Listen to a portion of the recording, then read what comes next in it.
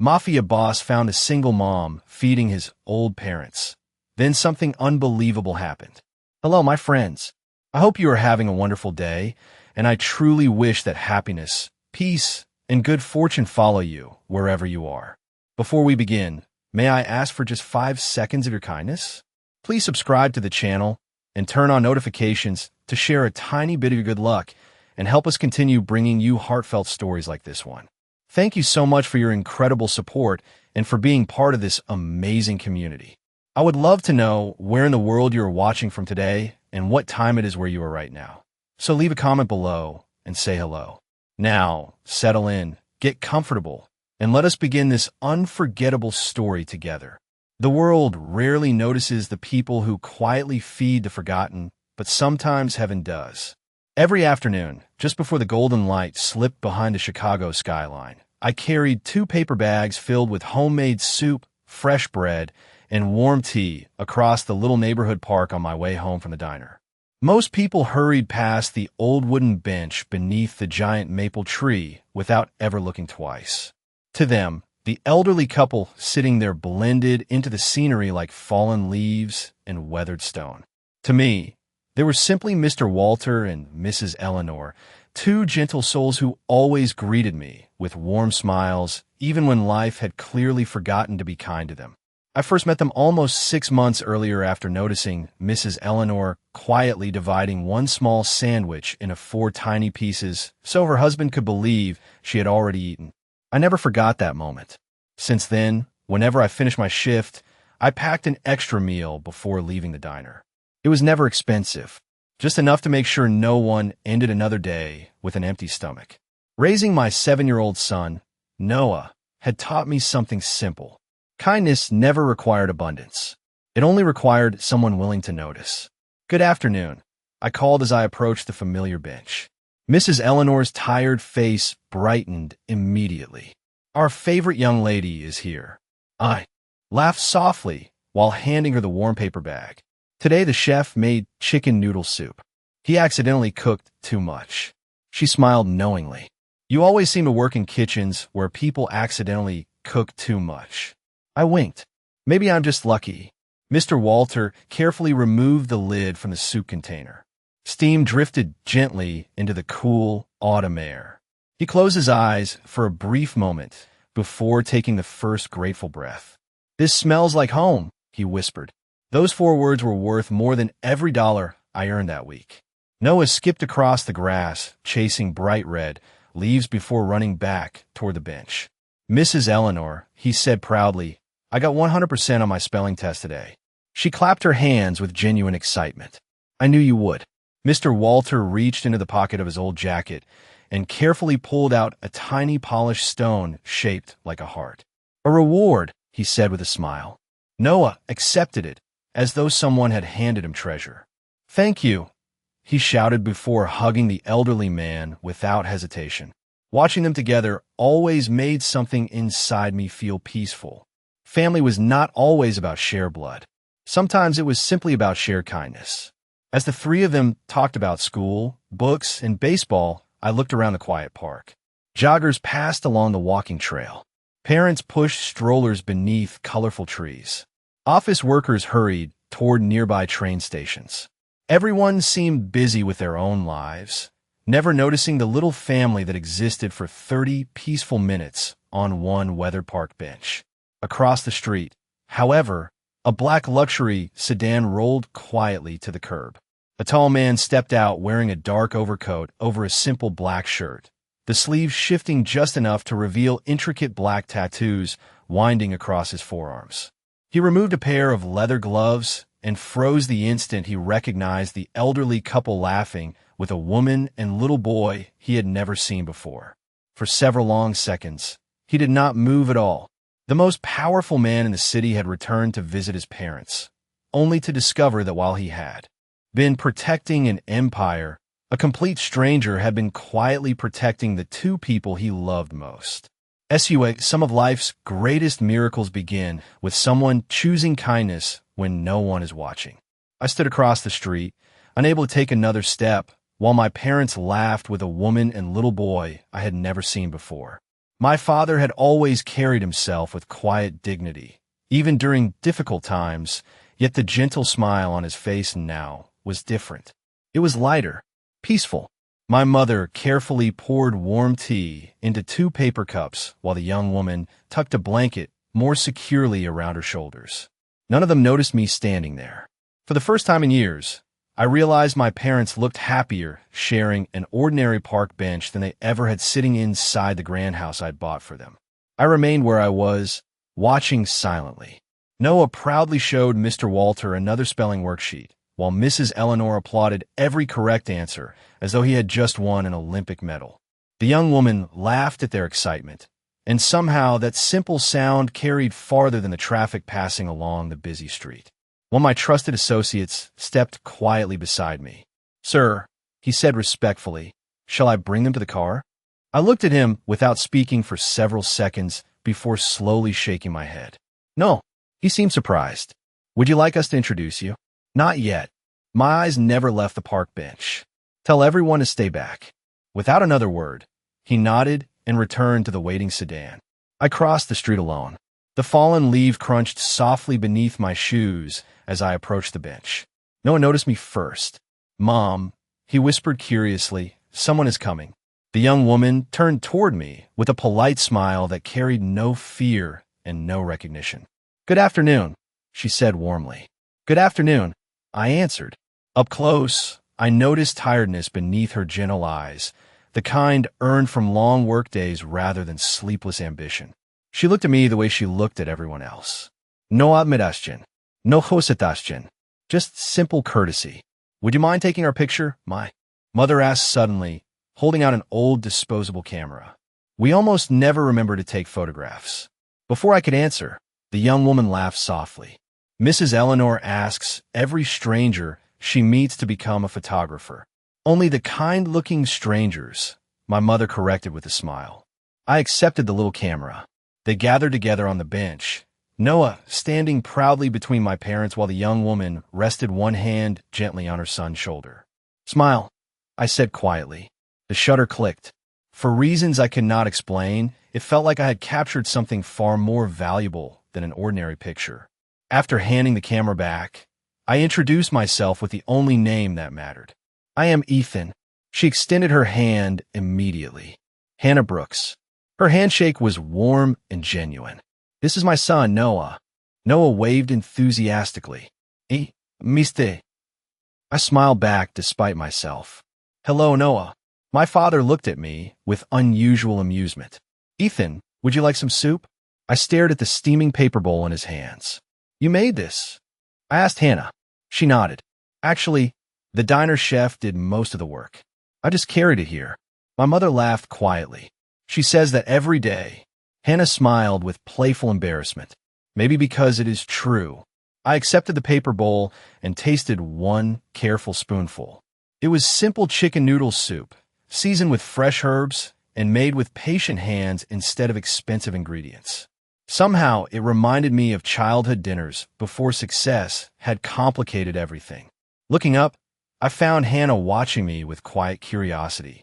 "Well," she asked. I lowered the spoon slowly and answered with complete honesty. "It tastes like someone remembered what home is supposed to feel like." The people who change your life are rarely the ones who announce who they are. For the next several afternoons, I found myself returning to the same park bench long before I admitted the real reason. Officially, I told my associates I wanted more time with my parents. That part was true, but another truth quietly settled beside it. I wanted to understand why a single mother with so little always seemed to have enough kindness left for everyone else. Hannah arrived every day at almost exactly 5 o'clock carrying the same 2 paper bags and wearing the same tired smile that somehow never reached the point of disappearing. Noah always ran ahead to greet my parents first, proudly sharing another school story before helping his grandmother unfold the small blanket across the bench. I stopped wearing tailored suits and expensive coats. Instead, I dressed like any ordinary man walking through the neighborhood after work. No one paid attention to me, and for the first time in many years, I appreciated that feeling. "You came back," Hannah said one afternoon as she handed my father another container of warm soup. I hope that is all right. I smiled. I was hoping to find more soup that tastes like home. She laughed softly. Careful. If you compliment the chef too much, he might expect you to start washing dishes. I have never washed dishes professionally. There's a first time for everything. My father chuckled quietly while watching us. You two sound like old friends already. Hannah shook her head. We barely know each other.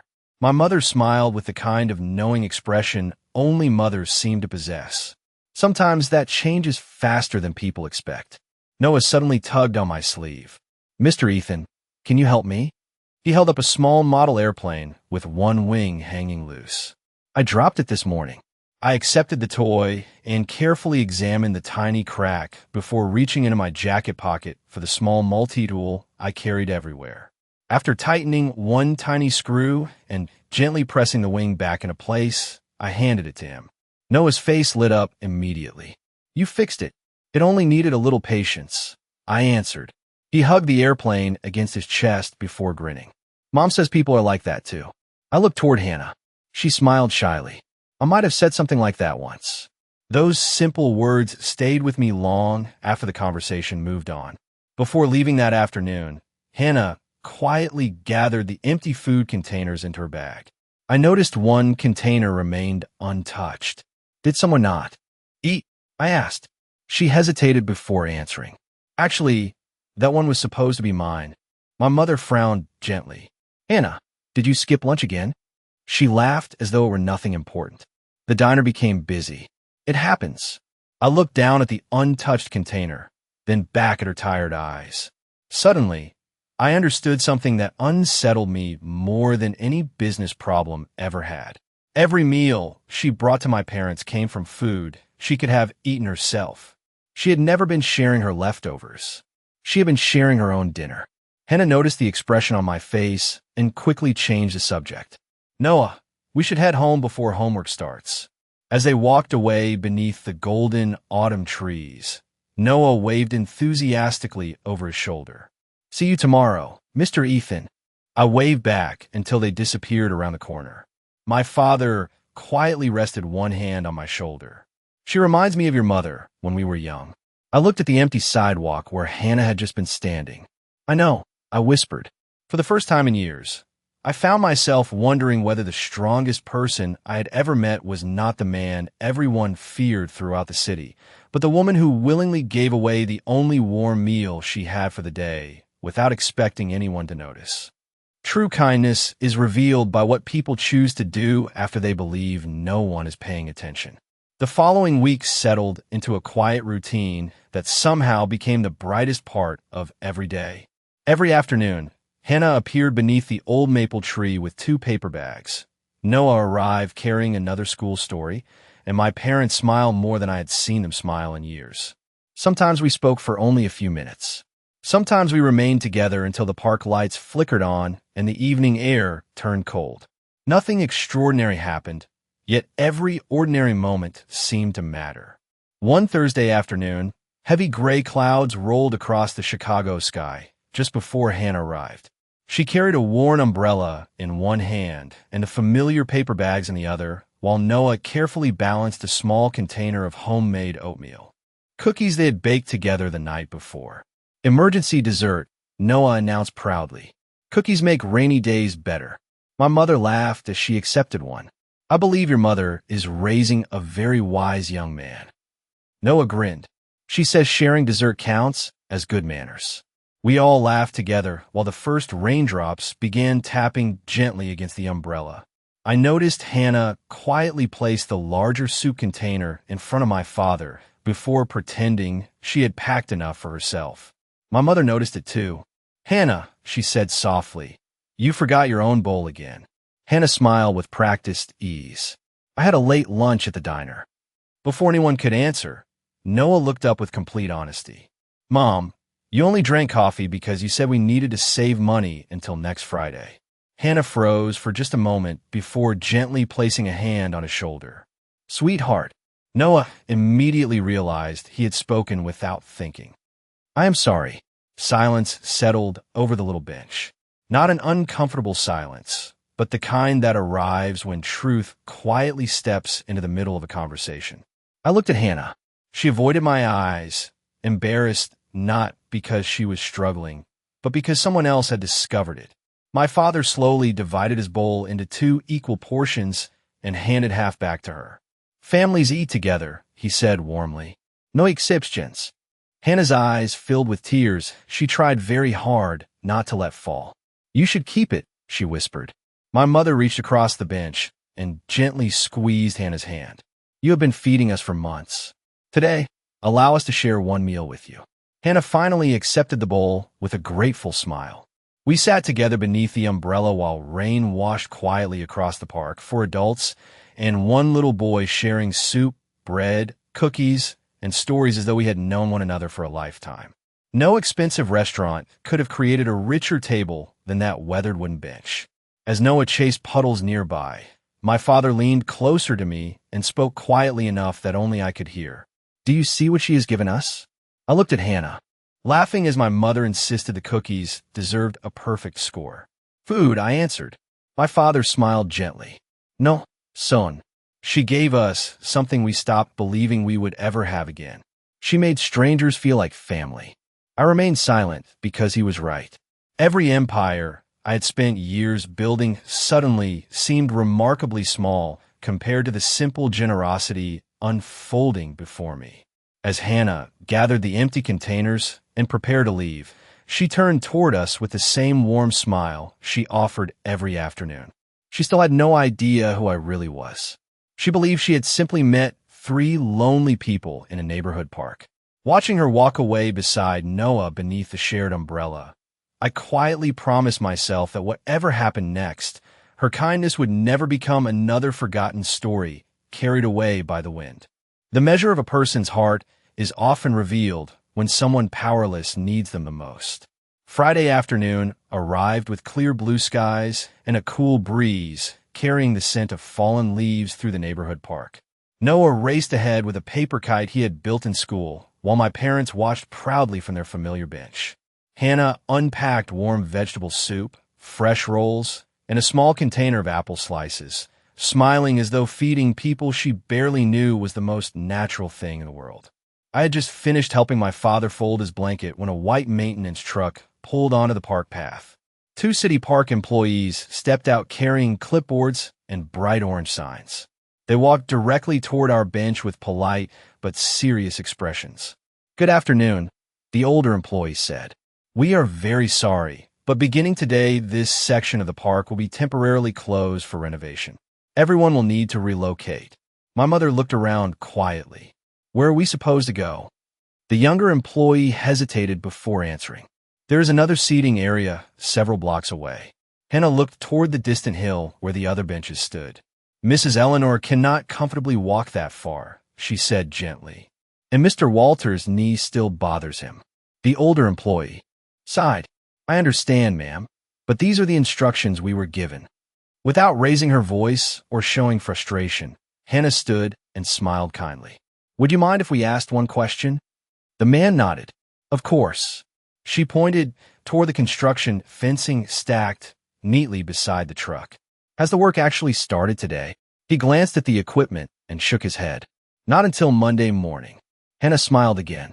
"Then perhaps there is another solution. If this area remains safe through the weekend, could these 2 wonderful people continue using the bench until the workers arrive? It would spare them a very difficult walk, and by Monday, we will gladly help them move somewhere else." The 2 employees looked at each other thoughtfully. Before either could respond, several nearby park visitors who had often seen Hannah with my parents quietly joined the conversation. A woman walking her dog smiled warmly. "She is right. They are here every afternoon, and everyone knows them." An elderly couple sitting nearby nodded in agreement. Even a father pushing a stroller added politely, "There is plenty of room for everyone until construction begins." No one argued. No one complained. They simply spoke with calm respect. I remained silent, watching something remarkable unfold. Hannah had inspired complete strangers to care about 2 elderly people they had barely noticed weeks before. The older employee finally smiled. "I believe that is a very reasonable request." He made a quick note on his clipboard before carefully removing the orange sign from beside our bench. You may continue using this area through Sunday evening. We will begin work Monday after lunch instead of early morning. Relief spread across my mother's face. Thank you, she whispered. Hannah shook both employees' hands with genuine gratitude. Thank you for listening. As they drove away, Noah looked up at me with wide eyes. Mr. Ethan, Mom says people listen better when they feel respected. I smiled. Your mother is a very wise teacher. My father looked at Hannah with quiet admiration before turning toward me. Son, do you see? She never needed power to change someone's decision. She only needed kindness. I watched Hannah carefully folding the blanket for my mother, completely unaware that every choice she made was quietly reshaping my understanding of strength. For the first time in many years, I realized that true influence was not measured by how many people obeyed you, but by how many hearts willingly chose to stand beside you. The truth does not always arrive with fear. Sometimes it arrives carrying gratitude. Monday afternoon came with bright sunshine washing over the park after a weekend of gentle rain. The familiar bench remained exactly where it had always been, surrounded by golden leaves dancing in the cool breeze. Hannah arrived with Noah carrying fresh tomato soup and grilled cheese sandwiches wrapped carefully in warm paper.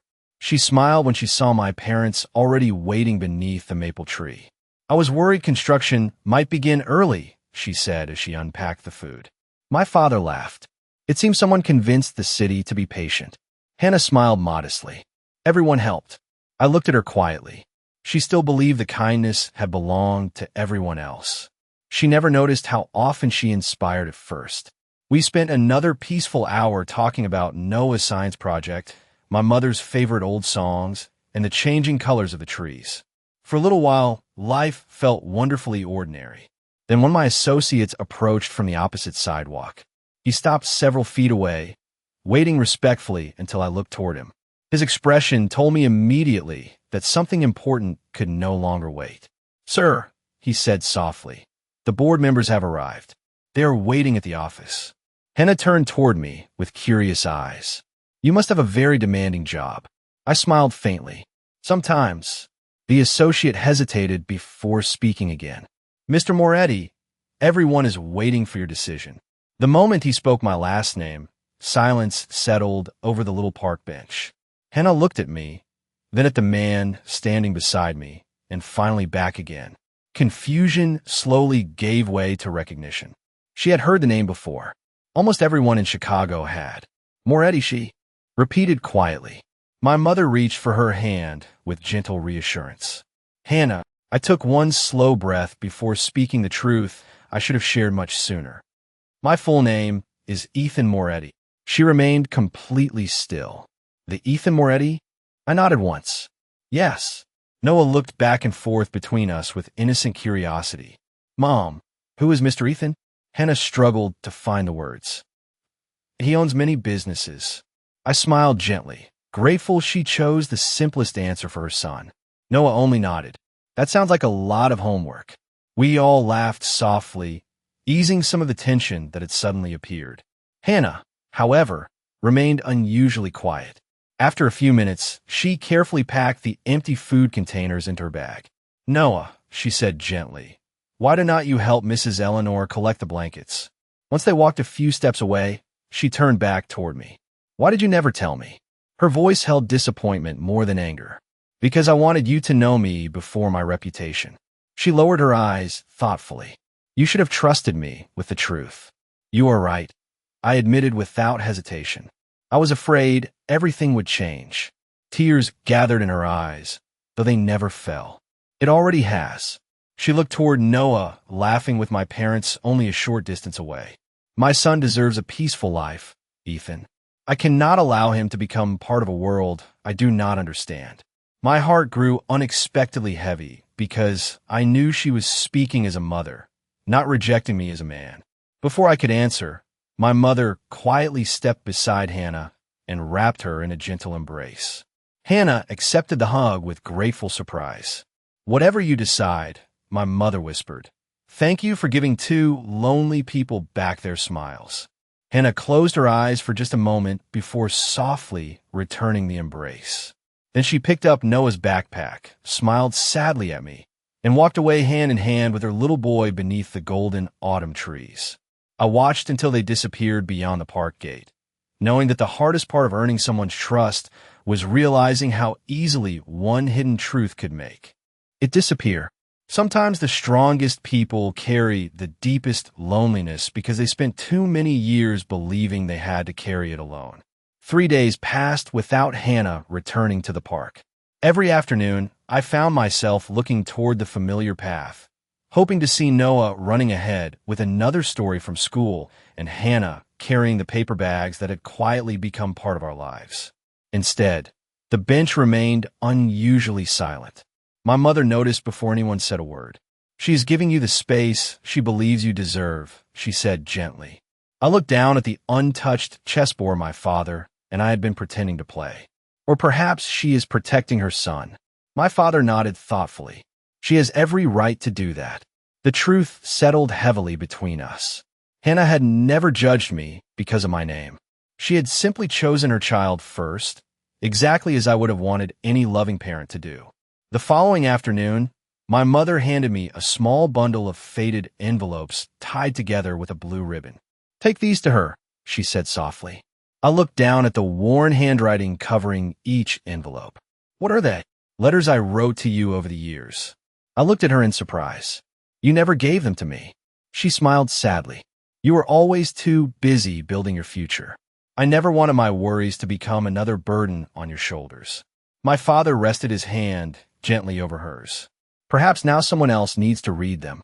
That evening, after finishing her shift at the diner, Hannah stepped outside, carrying her apron folded neatly over one arm.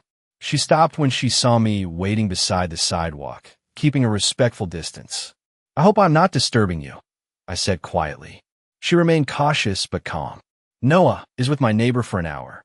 We can talk." I held out the bundle of letters. "These are for my mother." Hannah accepted them with puzzled eyes. "Why are you giving them to me?" "Because they explain who I was long before anyone knew my last name." She slowly untied the ribbon and unfolded the first letter. As her eyes moved across the page, her expression gradually softened. My mother had written about a quiet little boy who collected stray kittens, worried whenever classmates ate lunch alone, and insisted on carrying groceries for elderly neighbors before he was even tall enough to reach the kitchen counter. Another letter described the lonely teenager who worked every spare hour after school because he believed protecting his parents meant never allowing them to struggle again. One by one, the pages revealed not power, but sacrifice, not fear, but responsibility. Hannah looked up with tears shining in her eyes. She never stopped seeing the little boy inside you. I smiled faintly. Neither did my father. We stood together beneath the warm evening sky, without speaking for several moments. Finally, Hannah closed the letters carefully and returned them to me. "I understand you much better now," she whispered. "But understanding someone and being ready are not always the same thing."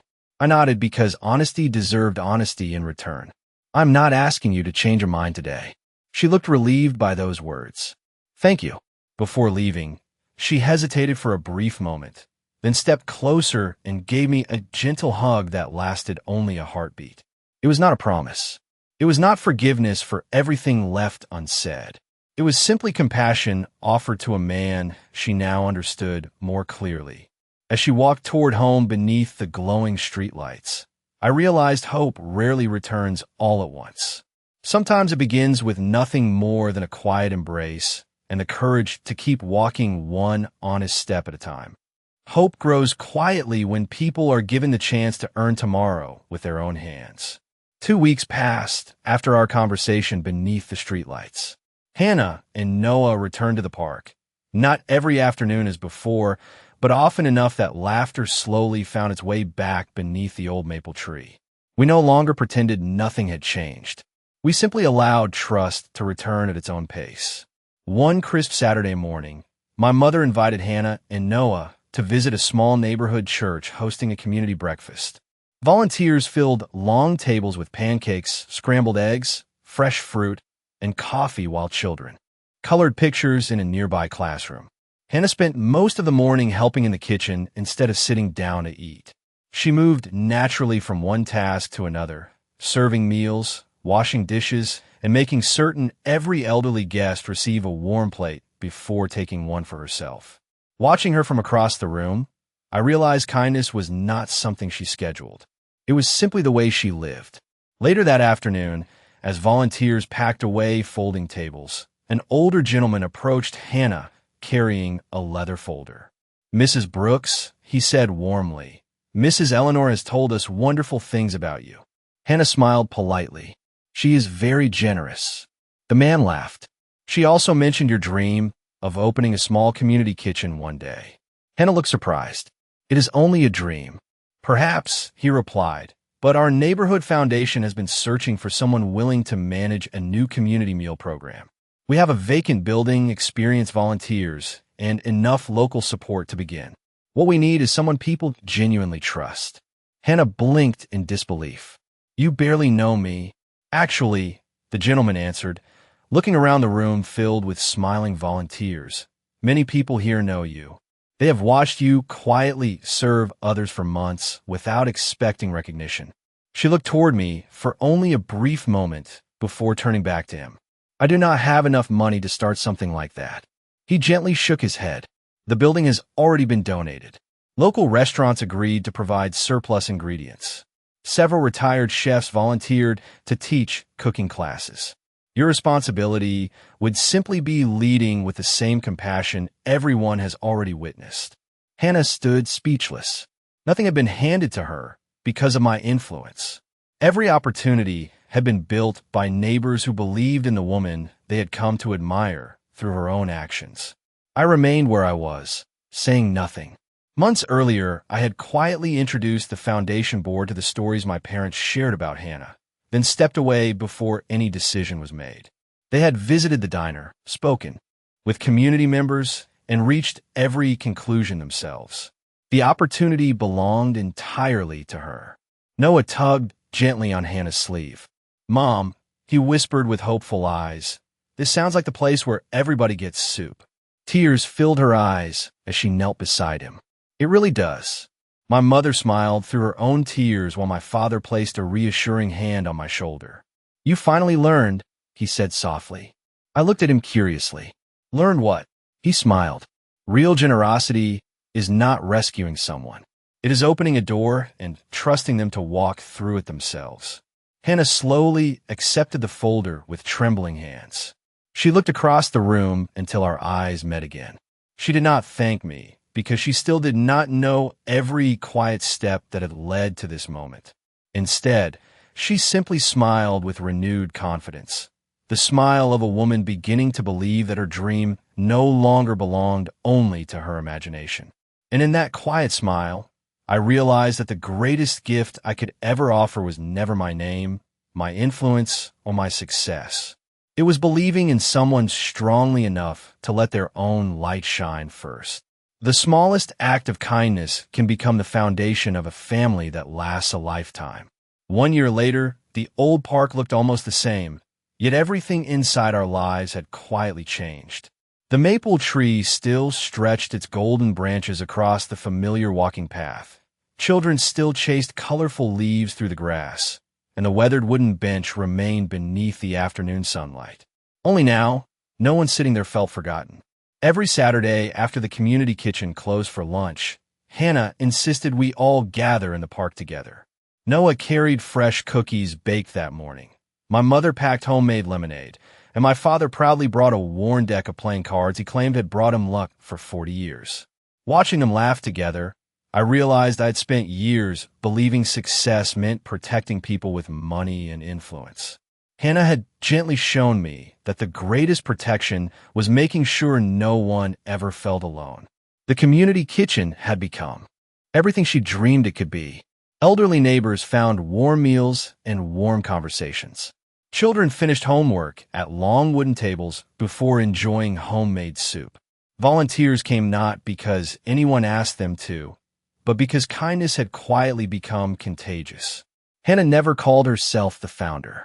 She simply introduced herself as someone who loved to cook. That humility made everyone admire her even more. As the afternoon sun drifted lower, Noah tugged excitedly on my sleeve. "Mr. Ethan, come see what Grandma planted." He pulled me toward a small flower bed beside the bench where bright white daisies had begun to bloom. A tiny wooden sign rested in the soil. It read, "One meal can change a life." I looked toward my mother.